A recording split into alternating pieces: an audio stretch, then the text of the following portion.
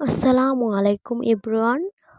সকাল সকাল ঘুম থেকে উঠে দেখি রুবাইয়ার বাবা আর রিহানের হাত এক জায়গায় একই রকম করে রাখছে, তাই জন্য এই ক্লিপটা নিলাম।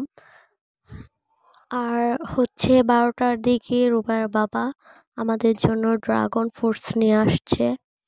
রুবাইয়ার বাবা আর রুবাইয়া খেয়ে ফেলছে, আমি আর রিহান এখন খাচ্ছিলাম। রুবাইয়া পেঁচাল পাড়তেছিল আমার সাথে, আর আমি এদিকে ড্রাগন ফ্রুটস খাইতেছিলাম। খুবই মিষ্টি ছিল। আর রিহান বাবুকে একদমই খাওয়াইতে পারতেছিলাম না, সে খাবেই না। সে রেড কালার বলে একদমই পছন্দ করতেছে না। রিহান বাবু ডার্ক কালার একদমই পছন্দ করে না। সে যেটা খেতে চাইবে না তাকে কোনোভাবেই খাওয়ানো যাবে না। এখানে রুবাইয়া নাচতেছিল, নাচতে নাচতে পড়ে যেতেছে।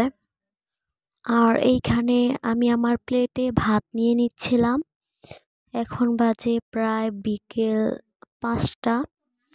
তো আমি দুপুরে খেতে পারিনি, অনেক ঘুমে ধরছিল আমার। এর জন্য আমি বিকেলে ভাত নিয়ে নিচ্ছিলাম খাওয়ার জন্য।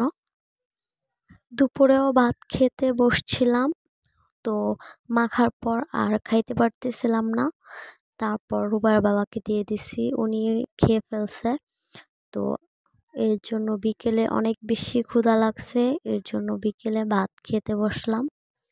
রুবার বাবা আমাকে খেতে দেখে উনি আবার পেপসি এনে দিল।